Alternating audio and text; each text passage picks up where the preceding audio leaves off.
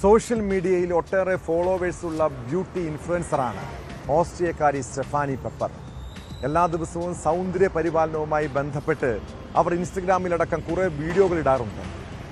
എന്നാൽ നവംബർ 23 മുതൽ സ്റ്റെഫാനിയുടെ റീൽസുകളോ വീഡിയോകളോ ഇല്ല. വീട്ടുകാർ മാത്രമല്ല, ആരാധകരും അവരെ നാട് നീളെ അന്വേഷിച്ചു. എന്തായിരിക്കും സ്റ്റെഫാനിക്ക് സംഭവിച്ചത്? അങ്ങനെ പോലീസ് നടത്തിയ അന്വേഷണമെത്തിയത് മുൻ ആൺസുഹൃത്തിലേക്കാണ്.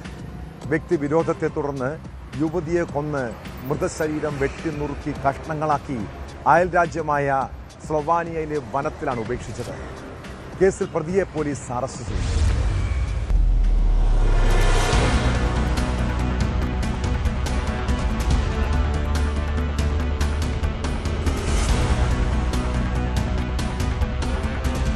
നവംബർ 23 മുതലാണ് ബ്യൂട്ടി ഇൻഫ്ലുവൻസറായ സ്റ്റെഫാനിയെ കാണാതാകുന്നത്.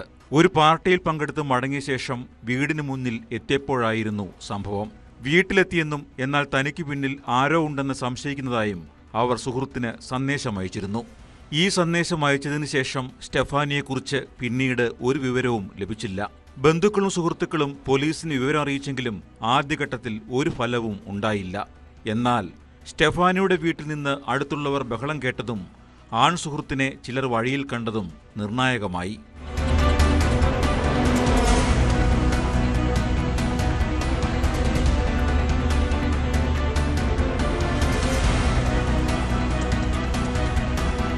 ഒടുവിൽ പോലീസ് അന്വേഷണം ആൺ സുഹൃത്തിലേക്ക് എത്തി.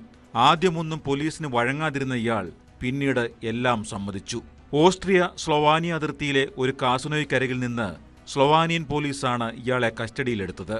സ്ലൊവാനിയ ഇയാളെ ഓസ്ട്രിയൻ പോലീസിന് കൈമാറിയതോടെ സ്റ്റെഫാനിയുടെ തിരോധാനത്തിന്റെ ചുരുളുകൾ അഴിഞ്ഞു. സ്റ്റെഫാനിയെ അതിക്രൂരമായി കൊന്ന ശേഷം വെട്ടിനുറുക്കി ബാഗിലാക്കി മൃതദേഹം അതിർത്തിയിലെ വനത്തിലേക്ക് തള്ളുകയായിരുന്നു.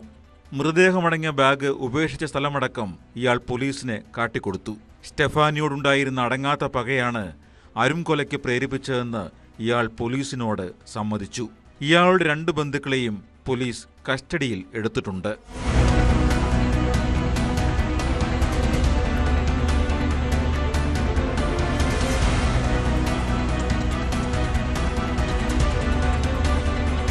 News desk, news 18.